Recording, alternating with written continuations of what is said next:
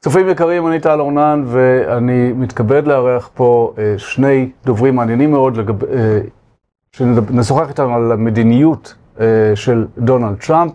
אנחנו ננהל את השיחה הזאת באנגלית, ולכן אני אציג אותם מיד כשתראו אותם. מוזמנים להצטרף ל-130,000 המנויים של ערוץ טוב, יהיו חלק מהקהילה שלנו בלחיצה על כפתור ההרשמה, והפעמון מתחת לנגן, וניגש מיד לשיחה. We have with us, I have the honor to have Professor Francesco Gil-White, Management of Reality, and Dr. David Wurmzer, who is an expert of American foreign policy. We've been talking in the past few times, and it's pretty interesting time to talk again together about Trump's policy versus Iran, versus Israel, etc. Because we see what happened just last night when the Americans attacked Iran again. Trump came up with this information about those tankers that the Americans let them pass through the Hormuz Straits and basically cut off Iran's ability to shut the Hormuz Straits. May I say that, Francesco? Yeah. Yes, I think that's what was reported. Yeah, but what do you think about it? Do you think Trump's policy towards an agreement with Iran is actual a reality that we can achieve? Well, I don't know whether an agreement with Iran is achievable. Clearly, Trump wants that. The consequence of the Ayatollahs signing on the nuclear deal that Trump is presenting them with will be that the Ayatollahs stay in power. That's the structure of the diplomacy that Trump has deployed. So originally, he claimed that he wanted to defend ordinary Iranians from the oppression they suffer at the hands of the Ayatollahs. He initially said that if the Ayatollahs started shooting at Iranians, he would shoot at the Ayatollahs. And then he sort of backtracked and said, oh, no, well, after all, I won't do it because they're promising that they will stop killing people. And then when that looked too ridiculous, he ordered his ships on the way to the Gulf. But before the ships could even get to the Gulf, he changed the rationale of his troop deployment. He started saying that what he wanted now was this nuclear deal. Now, as I said, if they sign the nuclear deal, the Ayatollahs stay in power. So that's the opposite of defending ordinary Iranians.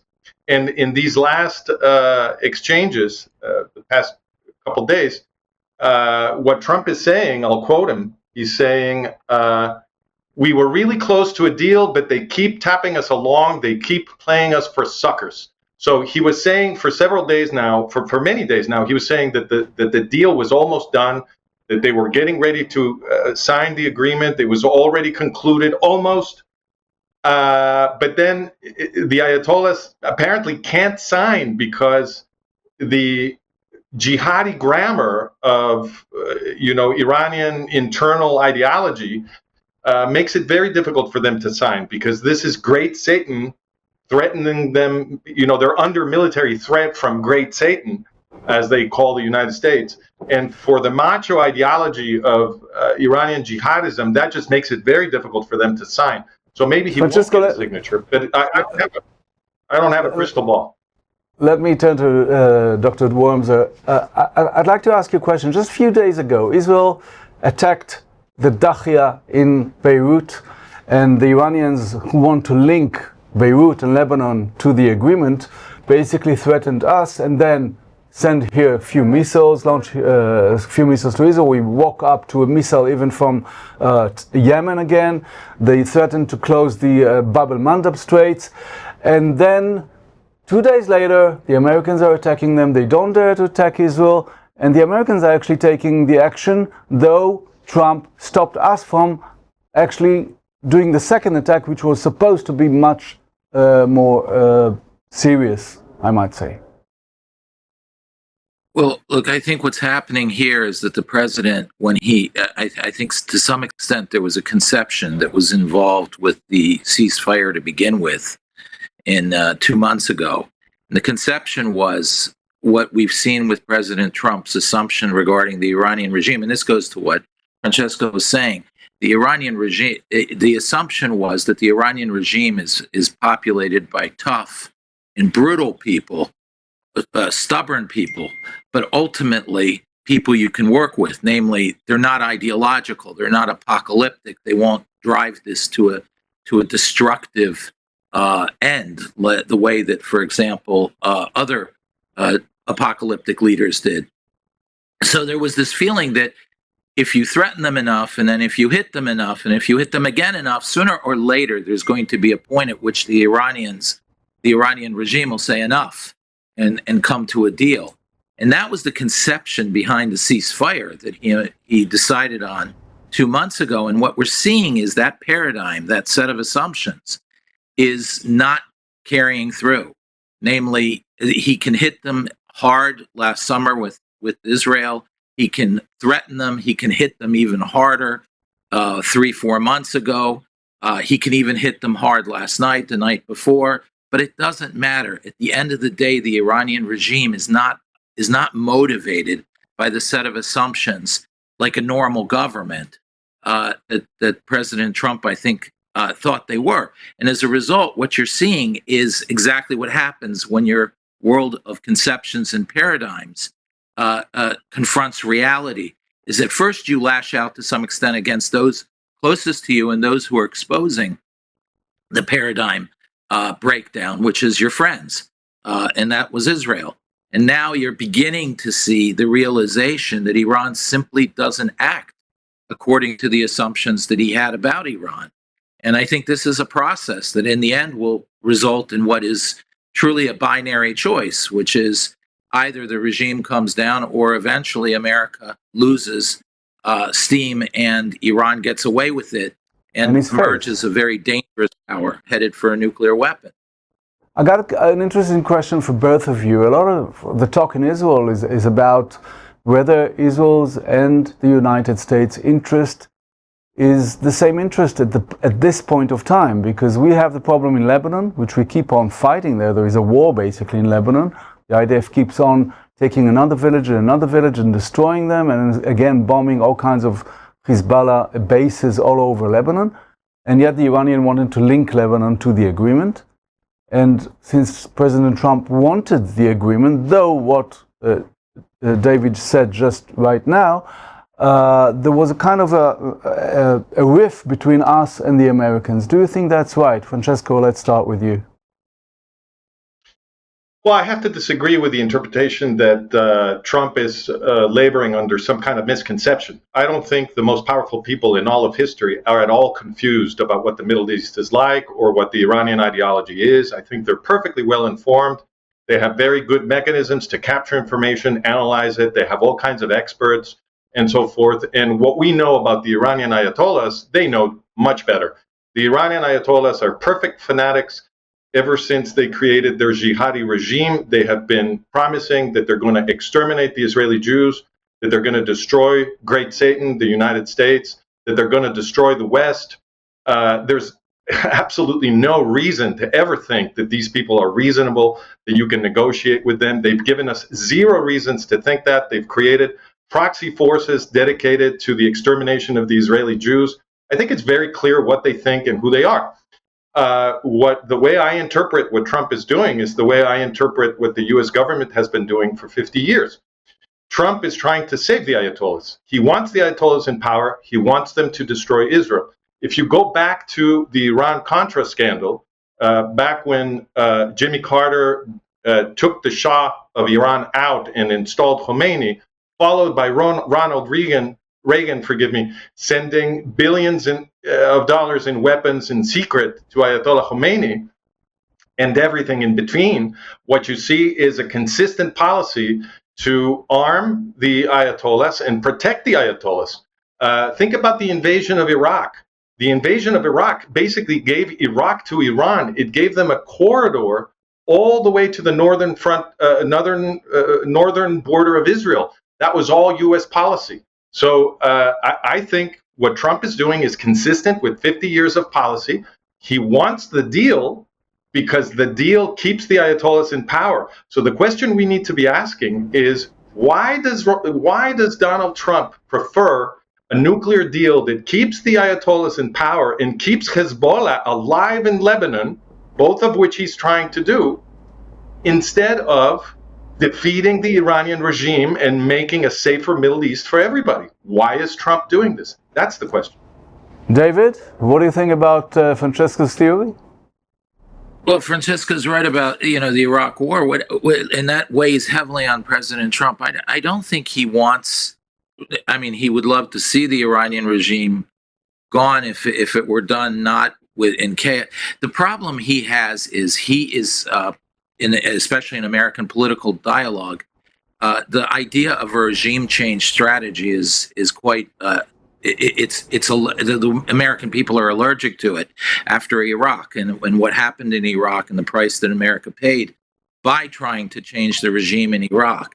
And as a result, Afghanistan as well. I think and I think so. President Trump is trying to get a change in regime rather than a regime change. Namely, he's trying to alter their behavior rather than alter the regime or replace the regime altogether. Isn't that naive to alter a regime? I think it is naive. I don't agree with Francesco. Having worked with these people, they don't understand faith. They don't understand the depth of commitment that the Iranian regime's people have to their apocalyptic faith.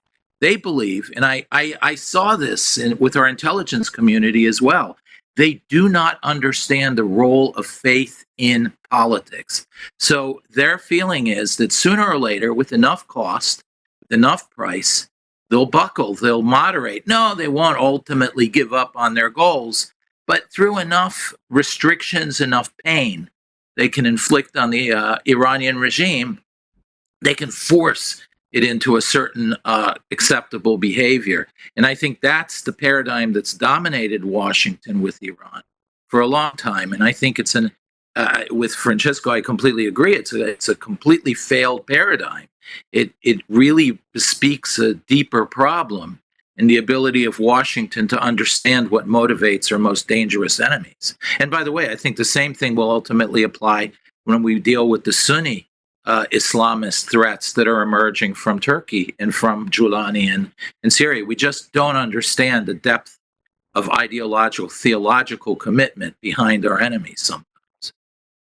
We just heard had a quote, which I'm not sure is accurate, of President Trump telling Netanyahu, if you go on like that, you might be left alone dealing with the Iranians. And Netanyahu said in a meeting of the ministers of the government that might be true. We might be left alone dealing with the Iranians and Lebanon.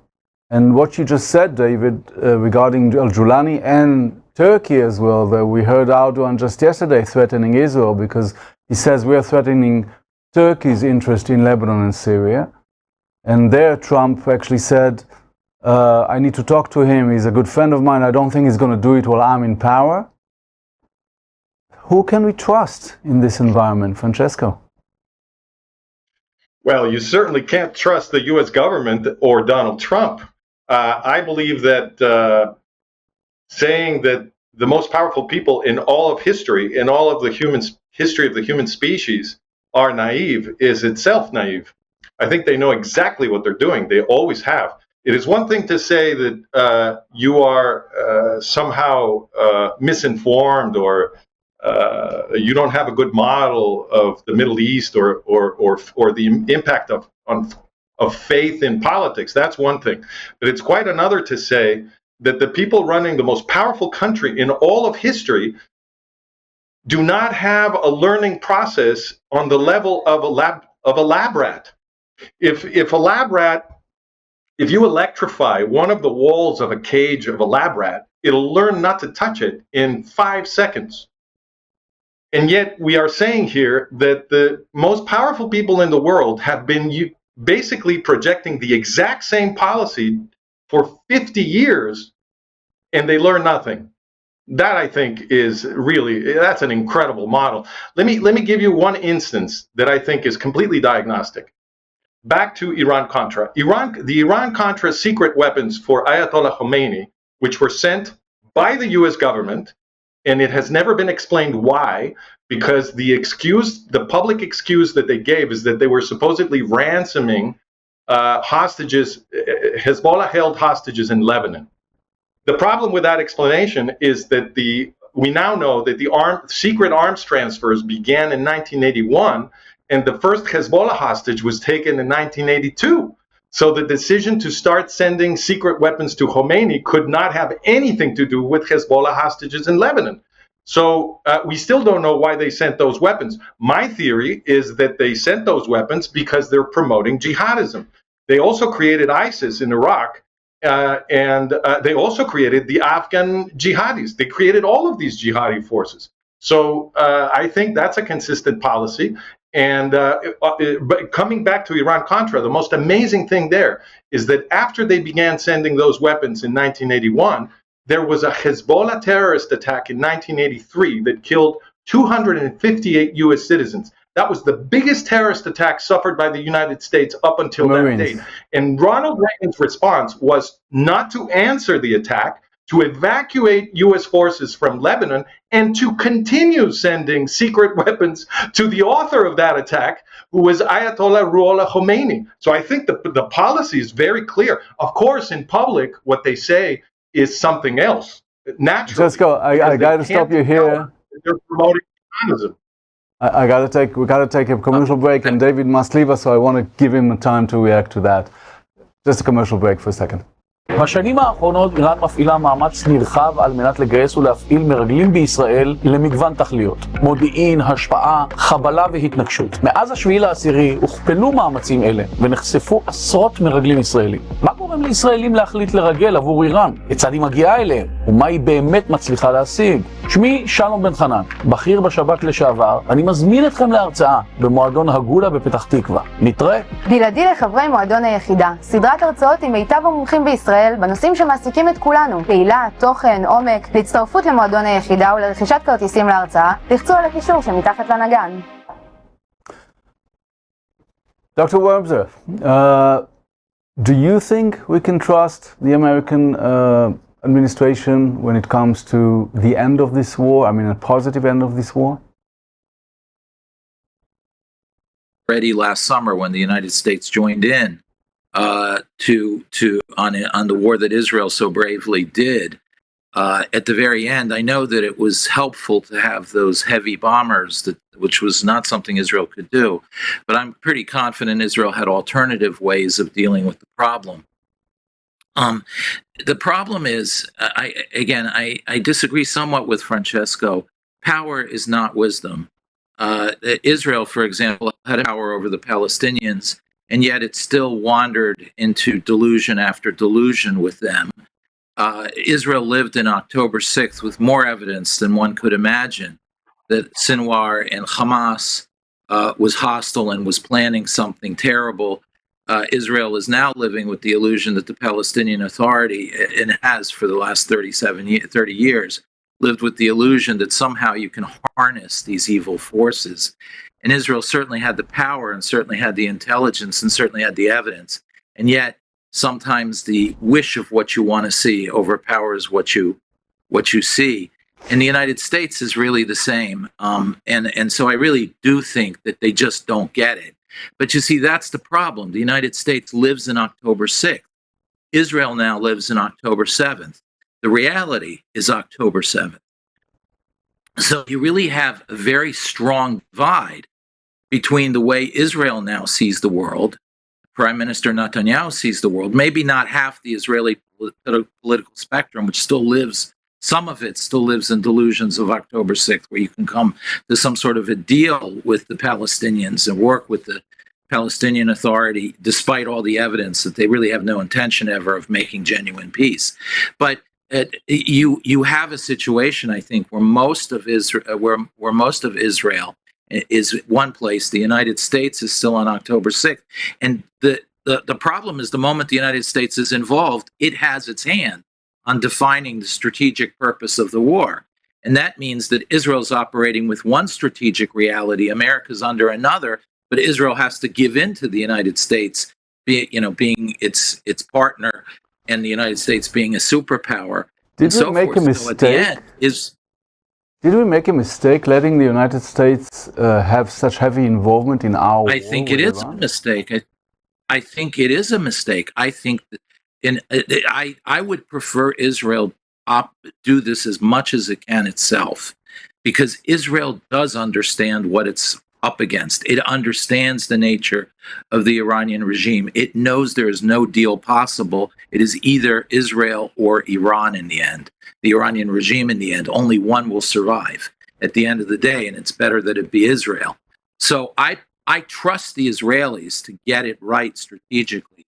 I do not trust Washington to get it right strategically, and as a result, I would much prefer Israel try to do this as much alone as possible. I would like to ask you, both of you actually, another very important question. We see a lot of anti-Semitism happening in the United States as well. As I see it personally, we got like 2 years to prepare to the possibility. There wouldn't be another US administration which will be that supportive. I know, Francesco, you don't agree with me, but relatively supportive of Israel when it comes to its wars or its situation. How do you think we should prepare for that in case the Democrats, for example, are going to take the government in the United States? I think that if the Democrats take power in the United States, that's way better for Israel, because the Democrat brand is anti-Israel now. And if you get a president with an anti-Israel brand, well, then it's very difficult for that president to tell Israelis what to do. It's when your alleged friend is in power that he can easily tell you what to do, because supposedly you trust your friend and you know that your friend has your back and so forth. And that's when your friend can, of course, plunge the knife into your back. But still, we've had this experience of having an actual embargo during the war when we wanted or needed to go into Rafah, and there were, tanks having not enough ammunition in order to do their job. We actually felt it very hard in the battlefield, and yet now this is not the situation. Then again, we signed a lot of contracts with Israeli companies in order to kind of bypass that dependency on the American supply. So do you think that's going to be a good situation for us? If I may answer that, because I've had many conversations with precisely this structure, people who want to interpret that Trump has been more pro-Israel only focus, as you're doing now, on whatever item might be recruited to that interpretation. So, for example, the weapons that the U.S. ships and so on and so forth. But I think you need to look at the entire picture. So Trump stopped Israel in Lebanon when Israel was winning in Lebanon in 2025, and Trump is trying to do it again now. Trump stopped Israel in Gaza when Israel was getting ready to fully destroy Hamas in Gaza. Trump installed Mohammad al-Jolani, that's ISIS, in Syria when Israel was winning in Syria and could have joined with the pro-Israel Rojava Kurds in the north and liberate all of Syria. He stopped Israel in the 12-day war when Israel was absolutely demolishing Iran. He stopped Israel recently when both the U.S. and Israel were winning against Iran. He just suddenly stopped, and he stopped Israel as well. He protects Qatar, which is the intellectual author of the October 7th massacre, and forced Netanyahu to apologize to the emir of Qatar, the butcher of 1,200 Israelis on October 7th.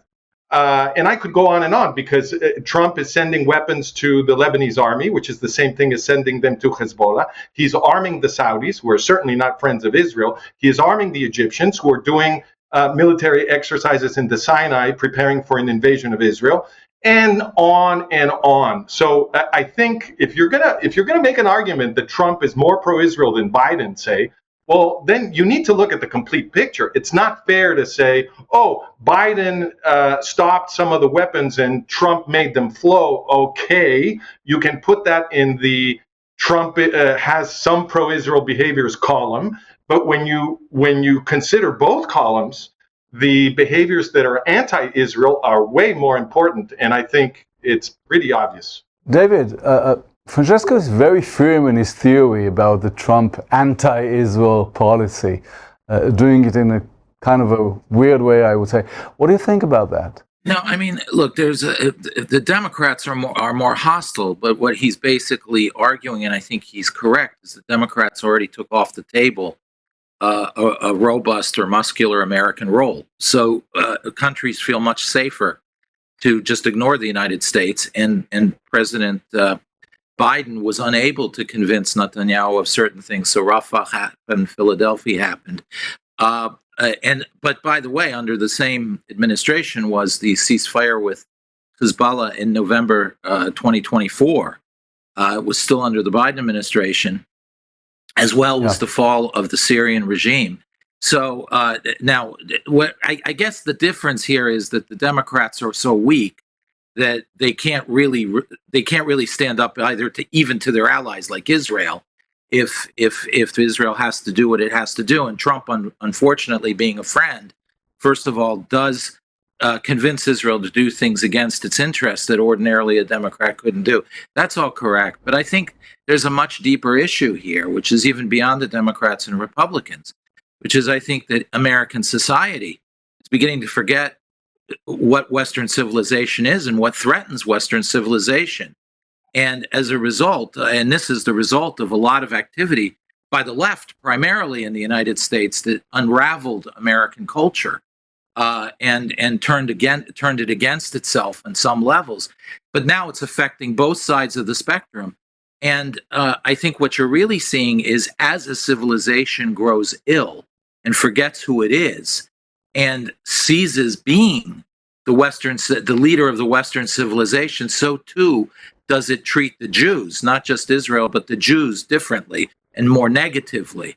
So I think what we're dealing with in the United States is a far more dangerous problem of the West forgetting who it is in Europe and America, but it's also now in America. And until that's corrected, Israel will face a more and more difficult time because Israel is the embodiment of Western civilization ever since Mount Sinai. It's the embodiment of freedom and Western civilization in the world. And those who forget that, who forget who they are, will forget the value of Israel and turn against it.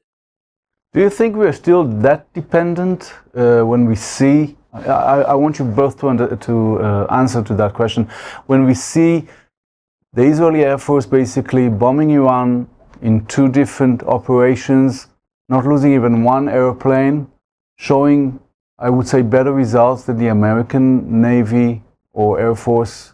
I think that if Trump would declare clearly that he no longer supports Israel, and that would be the best thing that could happen, because then Israel could simply do what it needs to do without any pressure from the U.S. president, and that, as you said, Israel can do this alone. I mean, there's nothing that Iran can do to defend against the Israeli Air Force, as you just pointed out.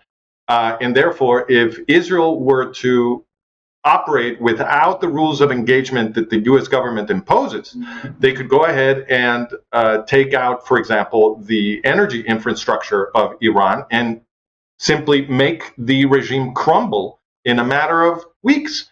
And then you get rid of the Ayatollahs, you begin the rescue of the Iranian population.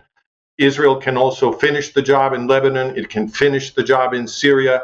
All of these enemies are powerless before the acumen and excellence of the Israeli Defense Forces. We've seen Israel defeat its enemies on 7 fronts simultaneously. This is an amazing fighting force. We certainly don't need the U.S. government to tell the Israelis how to fight. All that the U.S. government has been doing in these wars is to restrain Israel and impose ceasefires and force Israel to retrench every time Israel is winning.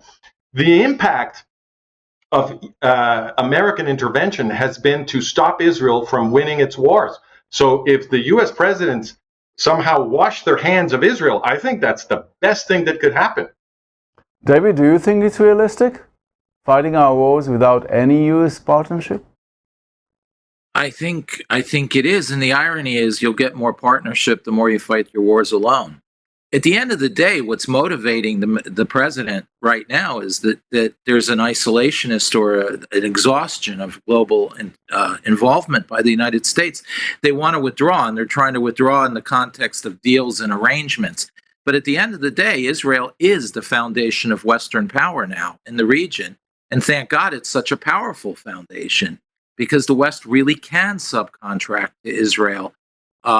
If Israel manages itself and defends itself, it inherently is defending the West.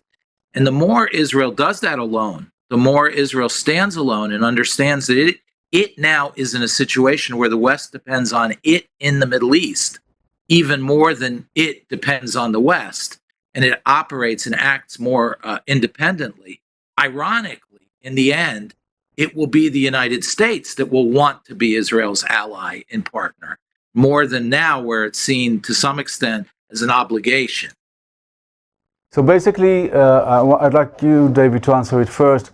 When we go into kind of giving up the American, whether military or civilian support, giving us actual money, which comes back to the States. We know that we give them a lot of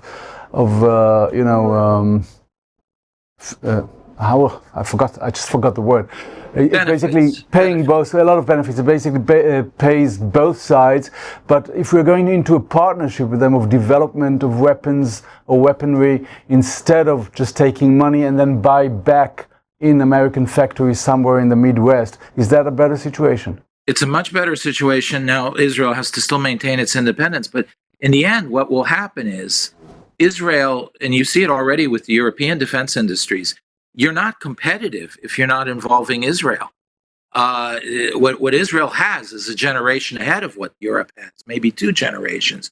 What Israel has is at the level or even in some cases ahead of where the United States is right now in certain things. So you will create a situation where it will be the Americans who see the value in wanting to be partnering with Israel, rather than now, which was the doctrine of the IDF, which I thought was very dangerous, by the way, that Israel's dependence on American technology is more important than territory or independence of action. What you will see is that independence of action and territory, Israel will be able to pursue that according to its strategic needs. And the West will wish, or the United States specifically, will wish to be partnered with Israel to have access to the sort of military technologies that Israel has. Number one, the intelligence that Israel has, number two. And number three, the strategic power that Israel now casts over the Middle East, which, if tapped by the United States, helps the United States. So it becomes, instead of a dependency, it becomes a true partnership of equals, even though the United States is, of course, a greater power. But in the Middle East, in the local circumstance, Israel becomes an equal. And talking about that, Francesco, do you think we should shift our attitude towards Europe, understanding that they maybe need us more than we need them in certain areas? I didn't understand the question. Who needs who? Currently we have Europe always interfering within Israel, affairs, actually internal affairs, when it comes to Judea and Samaria, when it comes to settlements, etc. We have a lot of trade relationships with them. We have our own interest because we export to Europe, but yet in today's situation, when Europe is threatened by the Russians, when the Ukraine war just doesn't end and actually leaks to other countries as well, and the Russians are threatening countries in Europe, do you think that with our weapon industry and what happened throughout the war with Iran and those 7 fronts, do we need to shift our attitude towards Europe and basically show more muscle towards them? Israel, the government of Israel is the only government in the world that thinks the opinion of other states should be taken into account when it is being attacked by genocidal forces. That doesn't happen anywhere else. No government in the world reasons like the Israeli government does. So what should the Israeli government do? Of course, the Israeli government should simply defend its own population. And if other countries don't like it, well, too bad. So, and let me tell you something. The arguments that are deployed in this thing that they always invoke magically, the international community, which doesn't really exist. These international community arguments about protecting Lebanon, which also doesn't exist, or Syria, which also doesn't exist, and so on and so forth, those will disappear. The minute you eliminate Hezbollah completely, nobody will talk about Hezbollah because it doesn't exist anymore. The minute you remove the terrorists from Syria, nobody will talk about Syria because they don't exist anymore, and the people in Syria will flourish. The minute you get rid of the Ayatollahs, all of this protesting around the world about Israel, they will disappear. Get rid of the terrorists who are in Judea and Samaria and Gaza. Just get rid of them. The entire discussion will immediately disappear. So do you think... have this constant... Yeah, please finish your sentence. We have this constant, endless back and forth because the Israeli government takes into consideration the pressure that it gets from other countries, and so when it's winning, it stops. And therefore, the terrorists are never defeated. Defeat them, and all of those conversations will cease. For example, nobody's talking right now about the Tamil Tigers in Sri Lanka. Why not? Because they were defeated by the Sri Lankan government. But years ago, when the terrorist Tamil Tigers still existed, there was an international community argument that there should be a peace process modeled on the peace process that brought the terrorists into the Israeli state. The Sri Lankan government decided it didn't want that. It launched a military operation to destroy completely the Tamil Tigers. And guess what? Nobody's complaining about the Sri Lankan government anymore. The issue no longer exists. So do you both think that in today's situation we should just declare our new borders in Lebanon, in Syria, over the Hermon mountain, wherever the IDF is stationed right now? I mean, officially. First of all, I agree 100% with everything Francesco just said. And yeah, I think Israel should. I think Israel needs to decide what it needs, what it wants, what it needs for its own strategy. It needs to think ahead 10, 20, 30 years. And it needs to start making decisions about what is safe to give up. In my view, Israel has to think more broadly and understand that no international guarantee, no foreign power is going to defend Israel. Israel has really got to now start setting its borders according to what it wants in order to survive in the long run. And I think it shouldn't pay attention anymore to what Europe or America is telling it. There's no way that you can tolerate having hostile forces in Tulkarm with Netanyahu only so far away. And same in Lebanon. You can't, there are certain areas, certain borders that are natural, certain strategic lines that are critical. Israel needs to maintain those. Well, I think we'll end here, and I thank you very much. It was very interesting, and I'm glad that we did this another extension. אהבתם את השיחה? אז בואו להיפגש איתנו גם מחוץ למסך. חברי מועדון היחידה של ערוץ טוב נהנים מהרצאה חדשה בכל חודש. לחצו על הקישור שמתחת לנגן והצטרפו אלינו. תודה ולהתראות. את תיקי האלפים כולכם מכירים, אבל כמה מכם מכירים אותם באמת, לעומק, ולא רק את מה שהתקשורת מעוניינת לתווך לכם מחדרי החקירות ומבית המשפט. שמי מושי קוברסקי, איש הייטק, אזרח שאכפת לו וממייסדי פרויקט 315. ובהרצאה שלי אסקור את תיקי האלפים מתחילת החקירות ועד היום. אציג את ההתפתחויות המרכזיות בהליך, ואבחן את הפער שבין הסיקור התקשורתי לבין העדויות, החקירות והדיונים בבית המשפט. אני מזמין אתכם להרצאה שלי על תיקי האלפים במועדון הגולה בפתח תקווה. בלעדי לחברי מועדון היחידה, סדרת הרצאות עם מיטב המומחים בישראל בנושאים שמעסיקים את כולנו, קהילת, תוכן, עומק, להצטרפות למועדון היחידה ולרכישת כרטיסים להרצאה, לחצו על הקישור שמתחת לנגן.